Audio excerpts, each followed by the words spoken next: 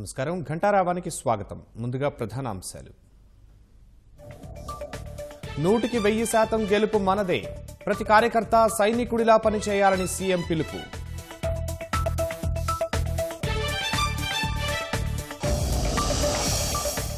నమ్మక ద్రోహులను ఒంగోలు గిత్తల్లా కుమ్మేయండి. ఓటుతో వైకాపాను భూస్థాపితం చేయాలన్న చంద్రబాబు.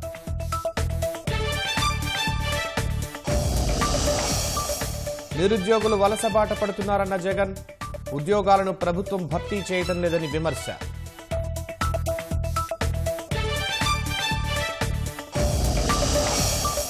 సీఎం నామినేషన్ కోసం ప్రజల నుంచి విరాళాలు. కుప్పంలో సేకరిస్తున్న పార్టీ శ్రేణులు.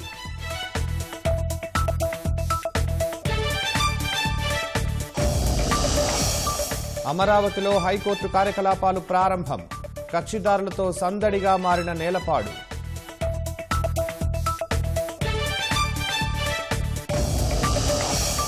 కాసేపట్లో మనోహర్ పారికర్ అంత్యక్రియలు. నివాళులర్పించిన ప్రధాని మోదీ.